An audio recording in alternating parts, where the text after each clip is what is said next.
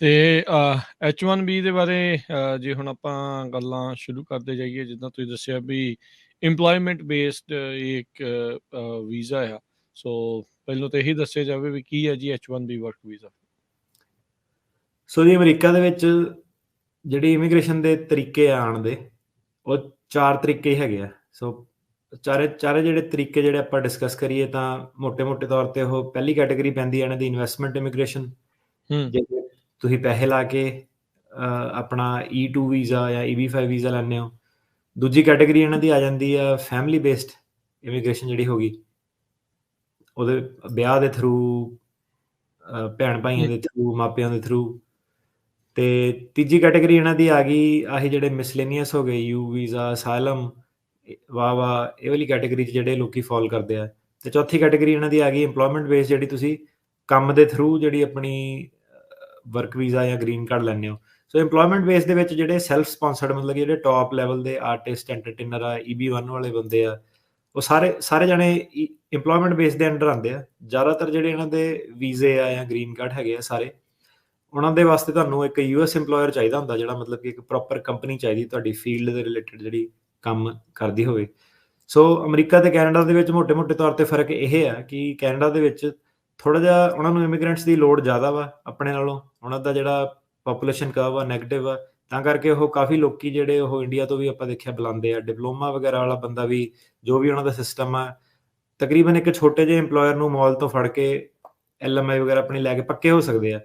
ਸੋ America ਦਾ system ਇੱਦਾਂ ਦਾ ਨਹੀਂ ਹੈਗਾ। ਇਹਦੇ ਵਿੱਚ ਤੁਸੀਂ ਜੁਗਾੜ ਨਹੀਂ ਕੋਈ ਕਰ ਸਕਦੇ ਕਿ ਕਿਸੇ ਨੂੰ ਪੈਸੇ ਦੇ ਦਿੱਤੇ ਜਾਂ ਇੰਪਲੋਇਰ ਨੇ ਪੱਕਾ ਕਰਾਤਾ। ਸੋ ਦਾ ਰੀਜ਼ਨ ਇਹ ਹੈ ਕਿ ਇੱਕ ਤਾਂ ਪ੍ਰੋਗਰਾਮ ਇਹਨਾਂ ਦਾ ਬੜਾ ਜ਼ਿਆਦਾ ਐਸਟੈਬਲਿਸ਼ਡ ਆ। H1B ਵੀਜ਼ਾ, ਘੱਟ ਨੰਬਰ ਉਹਦੇ ਹੁੰਦੇ ਆ, ਲੋਟਰੀ ਸਿਸਟਮ ਹੁੰਦਾ ਉਹਦਾ, ਤੇ US ਇੰਪਲੋਇਰ ਤੁਹਾਨੂੰ ਚਾਹੀਦਾ ਹੁੰਦਾ। ਕਾਫੀ ਉਹਦੀ ਹਾਈ ਸੈਲਰੀ, ਜਿਹੜੀਆਂ ਨੇ ਸੈਲਰੀਆਂ ਦੱਸੀਆਂ ਹੋਈਆਂ ਕਿ ਇੰਨੀਆਂ ਸੈਲਰੀਆਂ ਤੁਸੀਂ ਦੇਣੀਆਂ, ਇਹ ਸੈਲਰੀ ਹੈ ਪੋਜੀਸ਼ਨ ਦੀ। ਸੋ ਉਹ ਜਿਹੜੀ ਸੈਲਰੀ ਆ, ਉਹ ਇੱਥੇ ਪੇਰੋਲ ਰਨ ਕਰਨ ਲਈ ਜਿਹੜਾ ਇੰਪਲੋਇਰ ਆ ਉਹਨੂੰ, ਜੇ ਤੁਹਾਨੂੰ ਉਹ $100 ਦਿੰਦਾ ਤਾਂ ਉਹਦੀ ਜੇਬ ਚੋਂ $110 ਦਾ ਖਰਚਾ ਆਉਂਦਾ, ਕਿਉਂਕਿ ਕੁਝ % ਜਿਹੜਾ ਹੈਗਾ ਉਹਨੇ ਪੇਰੋਲ ਟੈਕਸ, ਫਲਾਨੇ ਢਿਮਕਾਨੇ ਖਰਚੇ ਆ। ਤੇ ਫਿਰ ਜਿਹੜਾ ਤੁਹਾਡੀ ਜਿਹੜੀ ਇੱਥੇ ਟੈਕਸੇਬਲ ਇਨਕਮ ਆ, ਡਿਪੈਂਡਿੰਗ ਕਿਹੜੀ ਸਟੇਟ 'ਚ ਤੁਸੀਂ ਰਹਿੰਦੇ ਹੋ, ਉਹ 30-40% ਤੱਕ ਜਿਹੜੀ ਜਾ ਸਕਦੀ ਹੈ। ਮਤਲਬ ਕਿ ਜਿਹੜਾ ਇੰਪਲੋਇਰ $110 ਖਰਚ ਰਿਹਾ, ਜੇ ਤਾਂ ਤੁਹਾਨੂੰ ਉਹਦੇ ਵਿੱਚੋਂ ਦੀ $60 ਮਿਲ ਰਹੇ ਆ, ਇਹ ਹਿਸਾਬ ਆ।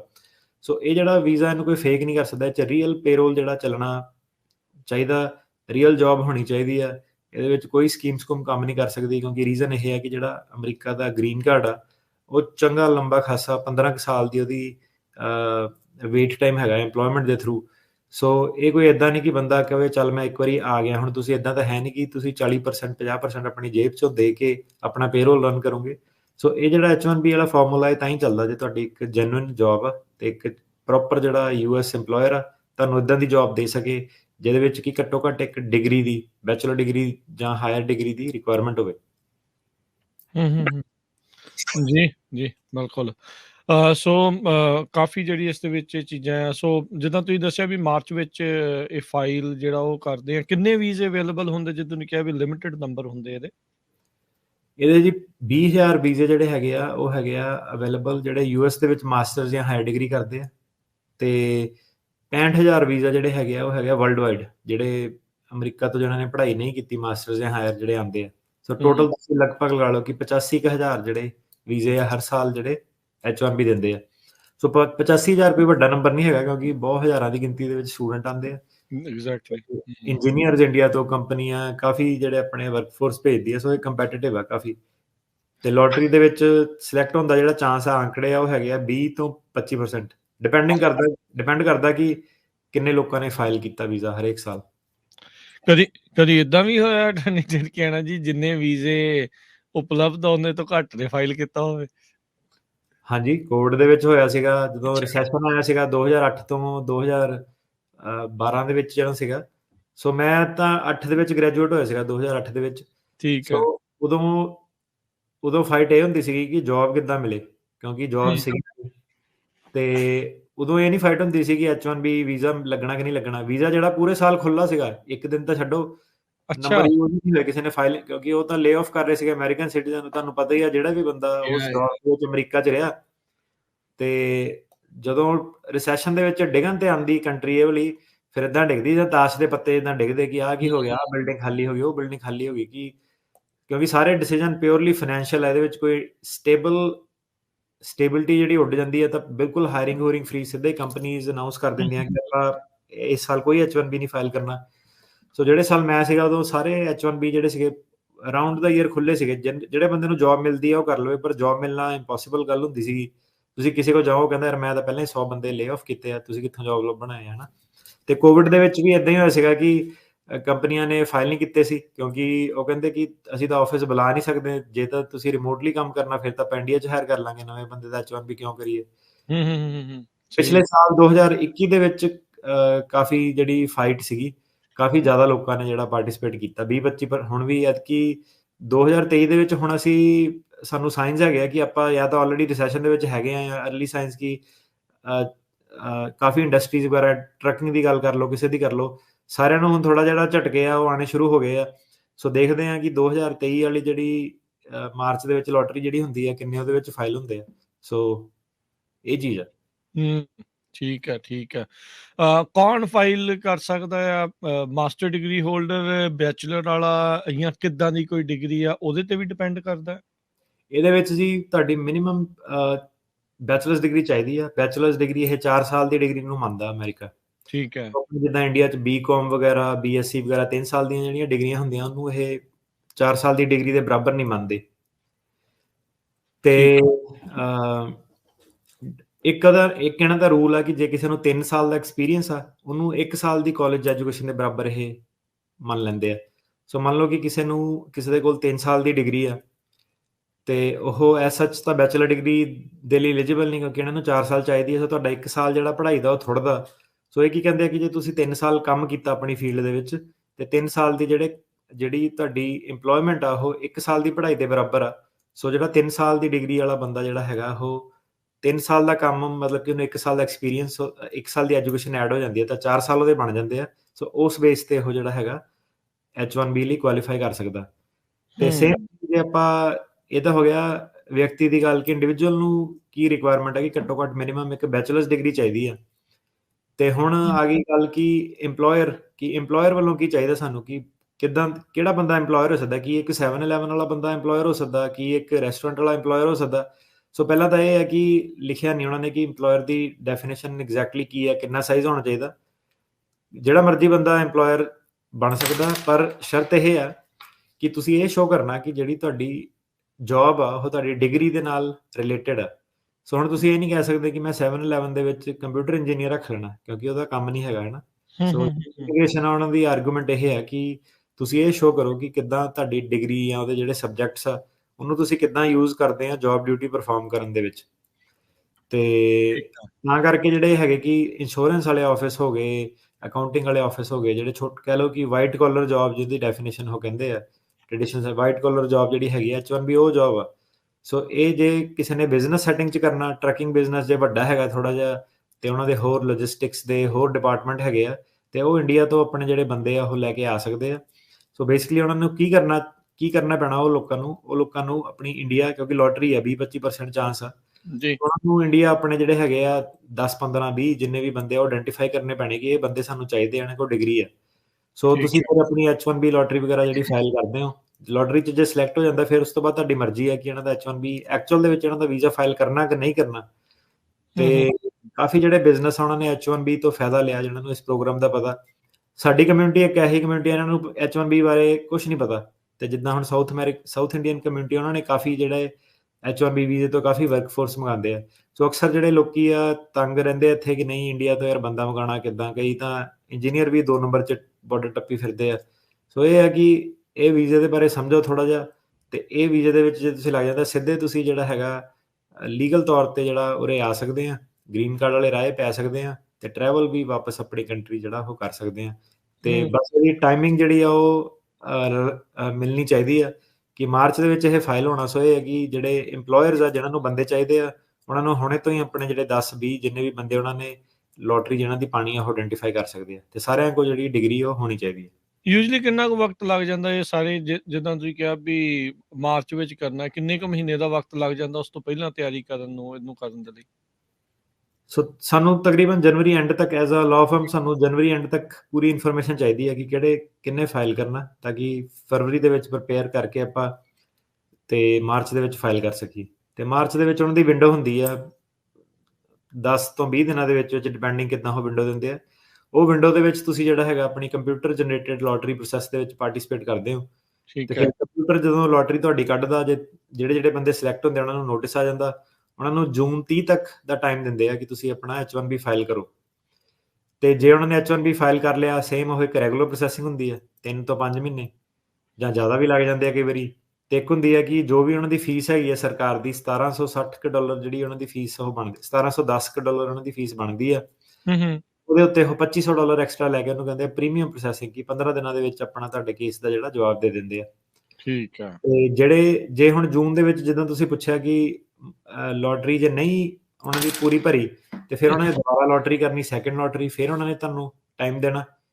ਤੇ ਉਹਦੇ ਵਿੱਚ ਜੇ ਫਿਰ ਦੁਬਾਰਾ ਲੋਕਾਂ ਨੇ ਫਾਈਲ ਨਹੀਂ ਕੀਤਾ ਤਾਂ ਫਿਰ ਅੱਗੇ ਚੱਲਣਾ। ਪਰ ਇਹ ਹੈ ਕਿ ਟੋਟਲ ਜਿਹੜੇ ਵੀਜ਼ੇ ਆ ਮਿਲਣੇ ਉਹ ਟੋਟਲ 85,000 ਹੀ ਆ ਸਾਲ ਦੇ। ਠੀਕ ਹੈ, ਜਿਨ੍ਹਾਂ ਚੋਂ 20,000 ਜਿਹੜੇ ਇੱਥੇ ਪੜ੍ਹੇ ਵਿਦਿਆਰਥੀ ਆ ਮਾਸਟਰ ਵਾਲੇ, ਉਹਨਾਂ ਦੇ ਲਈ ਰਾਈਟ ਉਹ ਰਾਖਵੇਂ ਆ। ਹਾਂਜੀ। ਠੀਕ ਆ। ਸੋ ਜਿੱਦਾਂ ਮੈਂ ਕਿਵੇਂ ਆਪਣੇ ਤੌਰ ਦੇ ਉੱਤੇ ਜਾਂ ਕਿਸੇ ਨੇ ਕੋਈ ਸਟਾਰਟਅਪ ਖੋਲੀ ਆ, ਉਹ ਵੀ H1 ਦੇ ਲਈ ਅਪਲਾਈ ਕਰ ਸਕਦਾ ਆ? ਕਿੱਦਾਂ ਇਹ ਚੀਜ਼ ਚੱਲਦੀ ਆ? ਸਟਾਰਟਅਪ ਵੀ ਕਰ ਸਕਦੀ ਹੈ। ਸੋ ਫੋਰ ਐਗਜ਼ਾਮਪਲ ਮੰਨ ਲਓ ਜੇ ਮੈਂ ਇੰਜੀਨੀਅਰ ਆ, ਮੈਂ ਕੋਈ ਪ੍ਰੋਡਕਟ ਬਣਾਉਣਾ ਆ, ਮੈਂ ਜੋ ਵੀ ਅਕਾਊਂਟੈਂਟ ਆ ਮੈਂ ਜਾਂ ਲਾਇਰ ਆ, ਪਰ ਜੇ ਮੈਂ ਸਟਾਰਟਅਪ ਖੋਲਦਾ ਮੈਨੂੰ ਸ਼ੋਅ ਕਰਨਾ ਪੈਣਾ ਕਿ ਮੈਂ ਪਹਿਲੀ ਗੱਲ ਆਪ ਨਹੀਂ ਕਰ ਸਕਦਾ। ਇਹਦੇ ਵਿੱਚ ਇੱਕ ਇੰਪਲੋਇਰ ਰਿਲੇਸ਼ਨਸ਼ਿਪ ਚਾਹੀਦਾ, ਮਤਲਬ ਕਿ ਇੱਕ US ਪਰਸਨ ਹੋਣਾ ਚਾਹੀਦਾ ਜਿਹੜਾ ਕੰਪਨੀ ਦਾ ਓਨਰ ਆ, ਜਿਹੜਾ ਤੁਹਾਨੂੰ ਨੌਕਰੀ ਦੇਵੇ।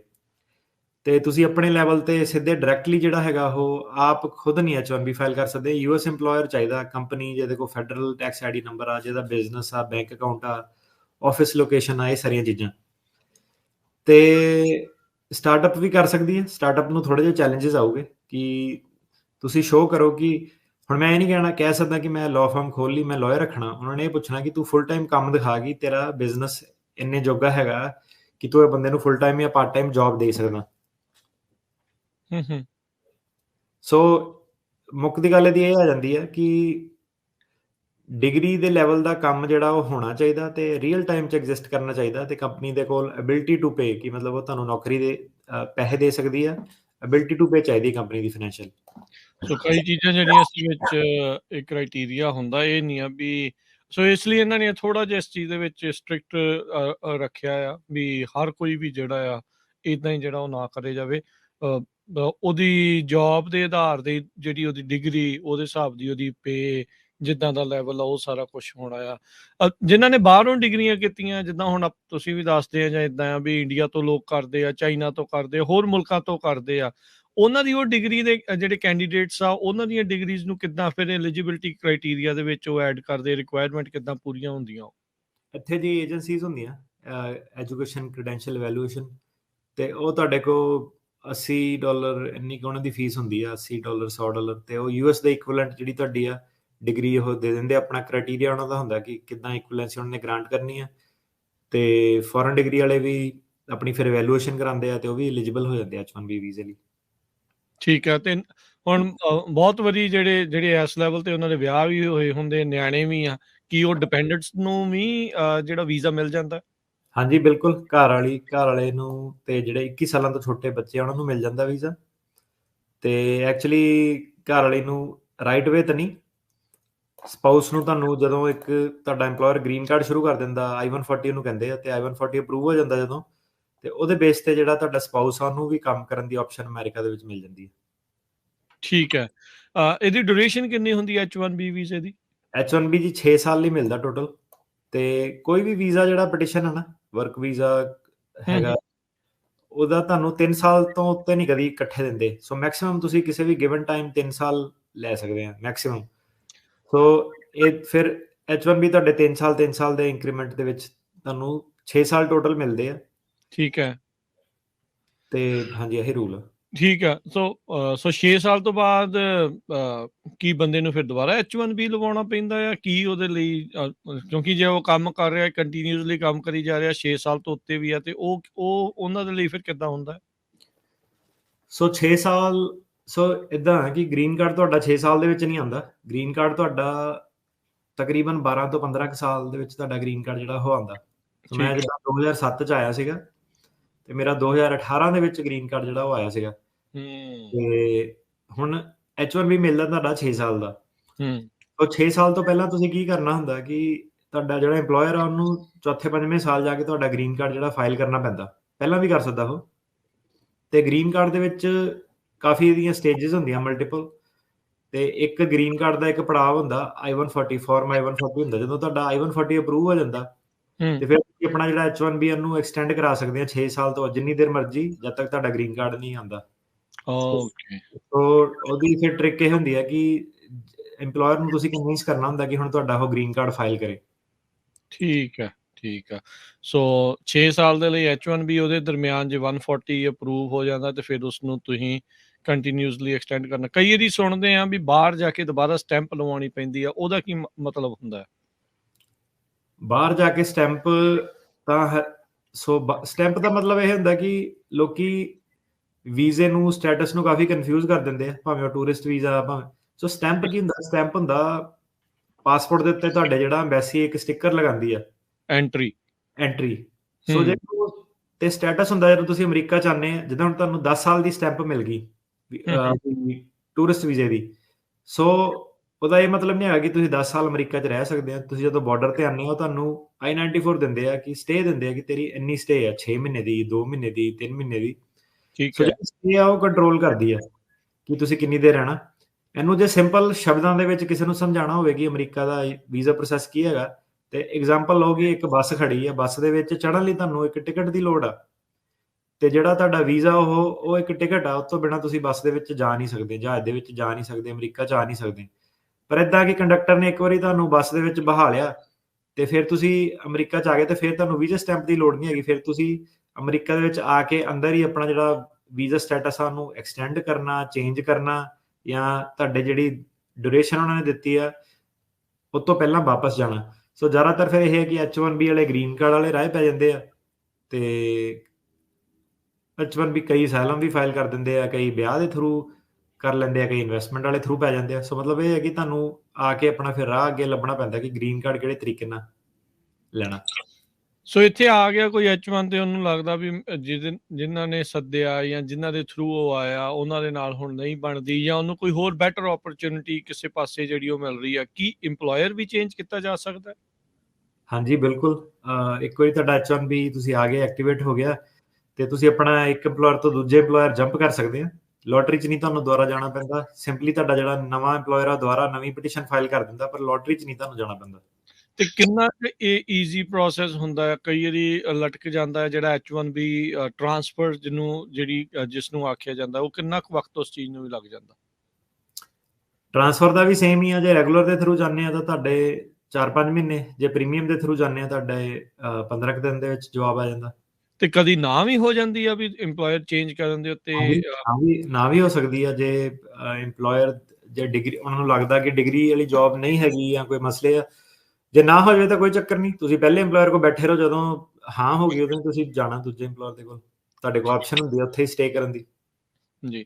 ਰਿਸੈਸ਼ਨ ਦਾ ਵਕਤ ਆ ਰਿਹਾ ਆ, ਜਿੱਦਾਂ ਤੁਸੀਂ ਕਿਹਾ ਵੀ ਲੇ ਆਫ ਵੀ ਹੋ ਜਾਂਦਾ ਹੈ, ਤੇ ਜੇ H1B ਵਾਲਾ ਵਿਚਾਰਾ ਕੋਈ ਲੇ ਆਫ ਹੋ ਜਾਵੇ ਉਹਦਾ ਕੀ ਬਣਦਾ ਹੈ ਜੀ ਫਿਰ? ਲੇ ਆਫ ਦਾ ਇਹ ਹੁਣ ਜਦੋਂ ਤਾਂ ਸਾਡਾ ਟਾਈਮ ਸੀਗਾ, ਆਪਾਂ ਗ੍ਰੈਜੂਏਟ, ਮੈਂ ਆਪਣੇ ਦੌਰ ਵਾਲੀ ਗੱਲ ਕਰ ਲਾਂ ਕਿ 2007-8 ਵਾਲੇ ਜਦੋਂ ਆਪਾਂ, ਸੋ ਸਾਡੇ ਟਾਈਮ ਤੇ ਕੀ ਸੀਗਾ ਕਿ ਇੱਕ ਵੀ ਦਿਨ ਦਾ ਗ੍ਰੇਸ ਪੀਰੀਅਡ ਨਹੀਂ ਸੀਗਾ ਕਿ EMPLOYER ਨੇ ਕਹਿਤਾ ਕਿ ਤੁਸੀਂ ਜਾਓ ਘਰੇ ਤਾਂ ਤੁਹਾਨੂੰ ਬੈਗ ਚੱਕ ਕੇ ਇੰਡੀਆ ਵਾਪਸ ਜਾਣਾ ਪੈਂਦਾ ਸੀਗਾ। ਏਦਾਂ ਦਾ ਸੀਗਾ। ਠੀਕ ਹੈ। ਉਹਦੇ ਕਰਕੇ ਕੀ ਸੀਗਾ ਕਿ ਸਾਡੇ ਵਰਕ ਐਥਿਕਸ ਵੀ ਫਿਰ ਉਹੀ ਸੀਗੇ ਕਿ ਯਾਰ ਹੁਣ ਰਿਸੈਸ਼ਨ ਆ, ਜੌਬ ਬਚਾਣੀ ਕਿੱਦਾਂ ਨਾ। ਸੋ ਸਾਡੇ ਟਾਈਮ ਤੇ ਜਿੱਦਾਂ ਬੰਦੇ ਸੀਗੇ, ਸਾਡੀ ਆਫਿਸ ਜਿਹੜੀ ਸ਼ਿਫਟ ਹੁੰਦੀ ਸੀਗੀ ਉਹ ਹੁੰਦੀ ਸੀਗੀ 15 ਘੰਟੇ 17 ਘੰਟੇ, ਮਤਲਬ ਨਾਰਮਲ ਗੱਲ 12 ਤੋਂ 17 ਘੰਟੇ ਦੇ ਵਿੱਚ ਲੋਕੀ ਮਤਲਬ ਕਾਫੀ ਹਾਰਡ ਵਰਕ ਸੀ, ਕੰਮ ਕਰਦੇ ਸੀ। ਜੌਬ ਚਾਹੀਦੀ ਸੀਗੀ, ਤੁਹਾਨੂੰ ਪ੍ਰੂਵ ਕਰਨਾ ਪੈਂਦਾ ਸੀਗਾ। ਹੁਣ ਜਿਹੜਾ ਇਹਨਾਂ ਨੇ ਚੇਂਜ ਕਰਤਾ ਉਹਨੂੰ, ਕੀ ਇਹਨਾਂ ਨੇ ਚੇਂਜ ਕੀਤਾ ਕਿ ਇਹਨਾਂ ਨੇ 60 ਦਿਨ ਦਾ ਗ੍ਰੇਸ ਪੀਰੀਅਡ ਵਿੱਚ ਪਾ ਦਿੱਤਾ ਕਿ ਤੁਸੀਂ 60 ਦਿਨ ਤੱਕ ਤੁਹਾਨੂੰ ਟਾਈਮ ਹੈਗਾ ਨਵਾਂ EMPLOYER ਲੱਭ ਕੇ ਉਹਦੇ ਵਿੱਚ ਫਾਈਲ ਕਰ ਦਿਓ। ਸੋ ਇਹ ਕਾਫੀ ਜਿਹੜਾ ਰਿਲੀਫ ਮਿਲਿਆ H1B ਵਾਲੇ ਨੂੰ। ਨਹੀਂ ਤਾਂ ਤਲਵਾਰ ਜਿਹੜੀ ਸੀ ਲਟਕੀ ਰਹਿੰਦੀ ਸੀਗੀ। EMPLOYER ਨੂੰ ਐਡਵਾਂਟੇਜ ਜ਼ਿਆਦਾ ਸੀਗੀ। EMPLOYER ਕਈ ਅਬਿਊਜ਼ ਵੀ ਕਰਦੇ ਸੀਗੇ ਕਿ ਇਹ ਤਾਂ ਮੇਰੇ ਰੈਮੋ ਕਰਮ ਤੇ ਇਹਨੂੰ ਮੈਂ ਜਦੋਂ ਮਰਜ਼ੀ ਬਾਹਰ ਕੱਢਤਾ, ਥ੍ਰੈਟ ਕਰਤਾ ਬਿਨਾਂ ਅਨਾਉਂਸ ਕੀਤੇ, ਤਾਂ ਉਹ EMPLOYEE ਹੋਰ ਹਿਸਾਬ ਨਾਲ ਬਿਹੇਵ ਕਰਦੇ ਸੀ। ਹੁਣ ਇਹਨਾਂ ਨੇ 60 ਦਿਨ ਜਿਹੜੇ ਕੀਤੇ ਆ, ਇਹਨਾਂ ਕਾਫੀ H1B ਇੰਪਲੋਈਜ਼ ਦਾ ਫਾਇਦਾ ਹੋਇਆ ਤੇ 60 ਦਿਨ ਦੇ ਅੰਦਰ ਤੁਸੀਂ ਜੌਬ ਲੱਭ ਕੇ H1B ਫਾਈਲ ਕਰ ਦਿਓ ਤੇ ਤੁਸੀਂ ਨਵੇਂ ਇੰਪਲੋਇਰ ਦੇ ਨਾਲ ਫਿਰ ਫਾਈਲ ਕਰਨ ਤੇ ਜੁਆਇਨ ਕਰ ਸਕਦੇ ਹੋ।